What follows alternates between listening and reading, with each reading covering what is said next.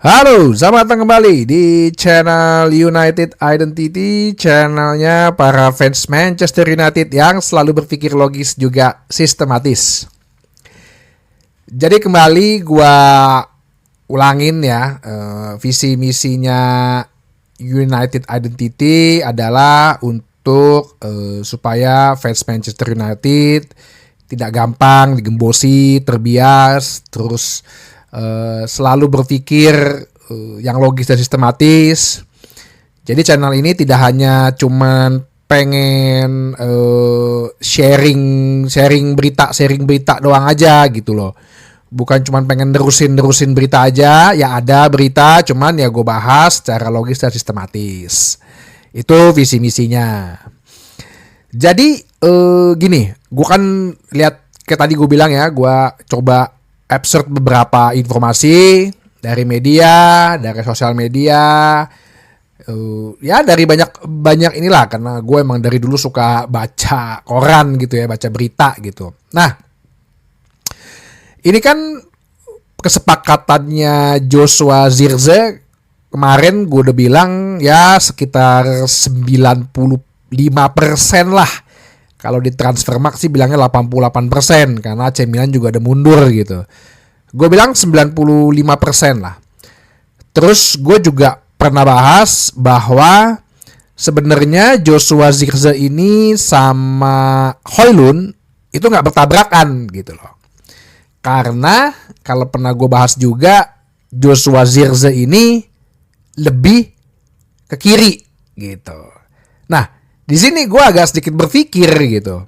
Loh, kalau Joshua Zirkzee ini lebih banyak beroperasi agak ke kiri, bukankah itu sama dengan posisinya Marcus Rashford?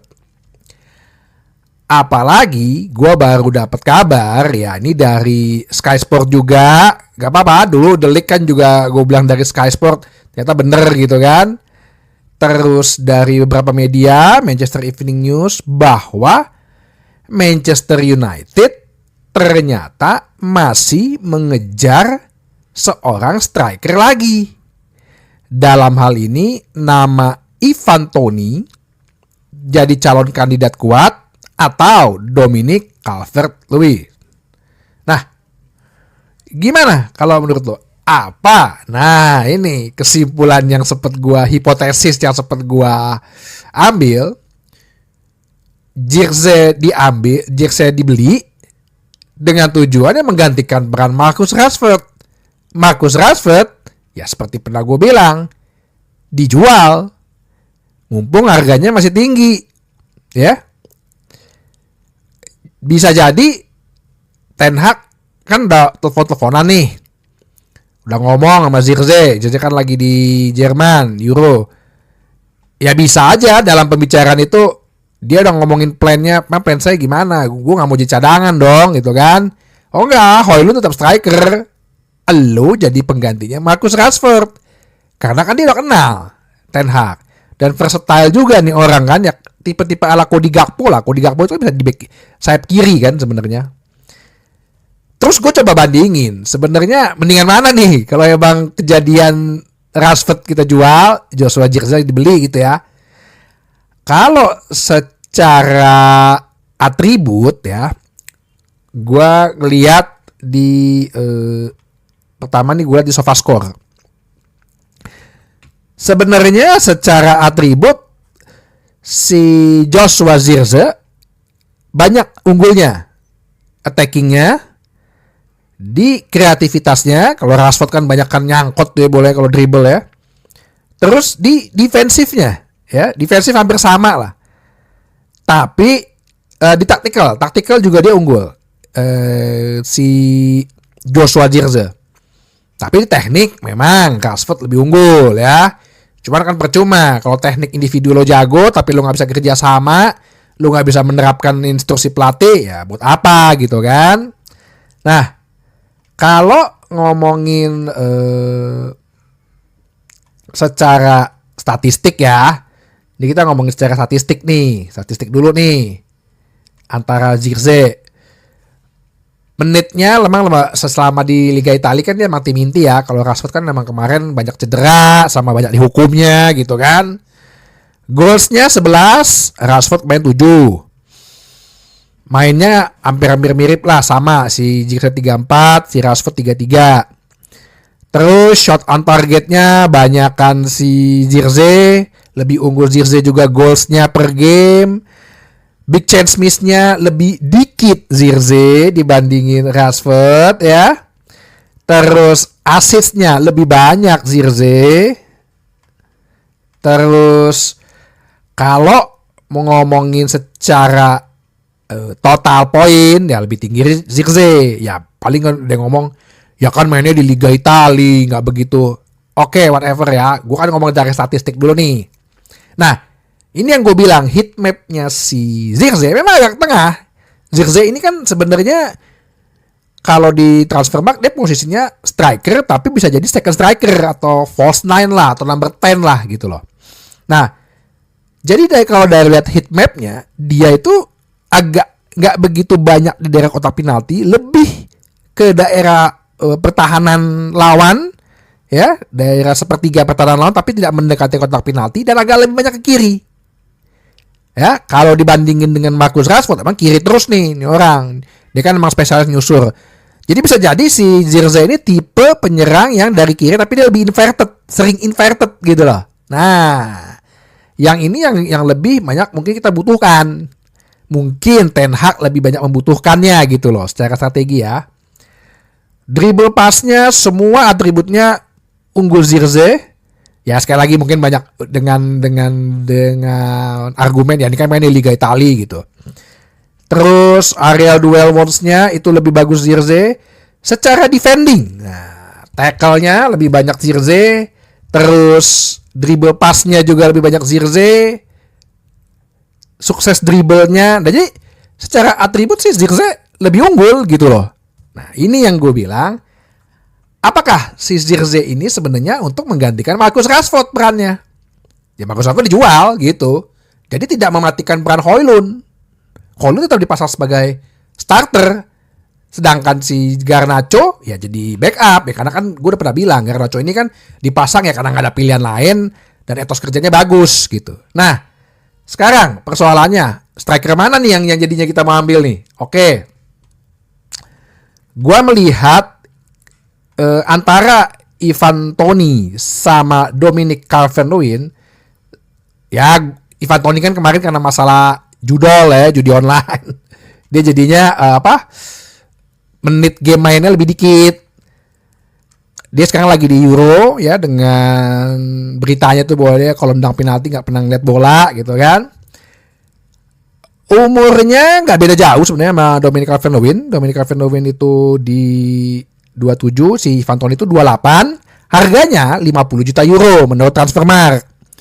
Ya sekitar 40 ya, 42 juta lah ya, pound ya.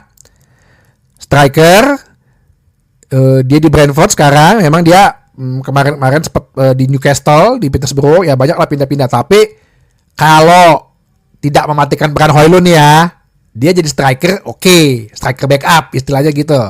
Ya. Itu menurut Transfermarkt. Dominic Calvert-Lewin memang lebih murah. Sekitar 22 juta euro. Everton nih. Berarti sekitar ya 19. Cuma kan kita kan lagi kejar Brian White. Ya kalau ngejar 2 sih agak susah. Cuman memang Dominic Calvert-Lewin ini lebih versatile. Dia bisa di second striker, bisa di kiri. Nah, tapi kalau gue lihat di secara komparasi lah ya. Dari secara atribut Ivan Toney jauh lebih unggul. Mungkin defendingnya hampir sama juga. Cuman secara attacking si Ivan Toney lebih jauh lebih unggul. Tekniknya juga, kreativitasnya juga, taktikalnya juga. Nah ya. Terus kalau bicara masalah statistik per orang gitu ya. Ya sebenarnya hampir imbang sih, hampir imbang. Ivan Toney kan emang mainnya lebih sedikit ya, karena dia kan juga baru join itu sekitar bulan Januari kalau nggak salah, karena dia habis kena hukuman judi online. Ya. Nah, tapi yang paling agak gua mengkhawatirkan sebenarnya permasalahan cedera. Si Dominic Calvert-Lewin ini agak rentan cedera karena dia pernah cedera agak panjang gitu kalau nggak salah. Nah, ini yang agak mengkhawatirkan sebenarnya. Nah, kalau ngelihat dari perbandingan heatmap, tingginya juga nggak sama kok, badannya juga tipe-tipe semirip gitu. Dominic Calvert-Lewin 187, si Ivan Toney 185. Kalau ngeliat heatmapnya memang Dominic Calvert-Lewin tipe kotak penalti lah ya, tipe predator di kotak penalti, yang nunggu-nunggu di kotak penalti, lebih oportunis lah. Kalau Ivan Toney justru agak-agak mirip kayak Zirkzee nih, tipe-tipe agak ke kiri tapi dia suka inverted. Nah, mungkin agak mirip, jadi mungkin bisa jadikan juga backupnya Zirkzee juga. Kalau dari tadi gue bilang, kalau dari sisi ya statistik ada yang unggul si Dominic Calvert-Lewin 12 expected goals-nya, tapi big chance created-nya itu lebih unggul si Ivan Toney. Assist-nya lebih bagus Ivan Toney.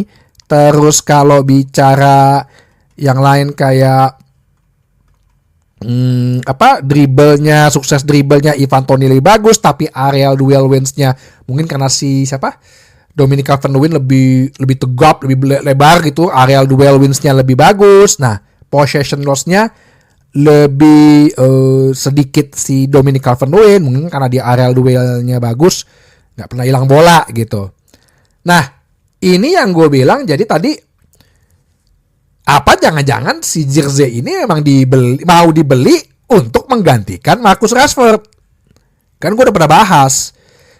Ya Marcus Rashford sih harusnya udah dijual, mungkin dia udah jenuh, dia harus cari dia udah di dalam zona nyaman, berasa gue anak Manchester gitu kan. Gue maunya seenak-enak gue sendiri. Ya Ten Hag juga kan gue udah bilang ini musim ketiga Ten Hag. Dia harus lebih tegas terhadap pemain-pemain yang gak disiplin gitu loh. Itu makanya di episode ini gue coba menarik kesimpulan, kok kenapa ya tiba-tiba muncul MU ternyata masih mau beli striker lagi. Dan kalau memang pilihannya si Ivan Toney dan Dominic Calvert-Lewin, jadi backup sih gak masalah gitu loh, untuk tidak mematikan investasinya Rasmus Højlund gitu. Dan si Zirkzee justru menjadi posisinya Rashford. Jadi trisulanya Rashford. Trisulanya itu depan sayap kirinya Zirkzee, depannya si Højlund, kanannya Amad Diallo. Nah, Amad Diallo kan baru ganti Aigen tuh dia tuh sekarang tuh. Jadi dia pengen serius kayak di MU kayaknya. Ya. Jadi itu aja. Gimana? Kalau gue sih tetap dari awal ya gue udah bilang Rashford tuh dijual. Mumpung harganya murni masih 27 tahun ini dia. Dan Oktober besok 27. Masih usia emas. Masih yang gak banyak cedera juga kan. Ya kalau bisa dijual 80 juta pound itu udah oke banget gitu, buat nutupin, maksudnya buat neraca balance kita gitu loh ya. Oke, jadi itu aja di bahasan kali ini. Sampai jumpa di bahasan berikutnya di channel United Identity, channelnya para fans Manchester United yang selalu berpikir logis juga sistematis. Terima kasih.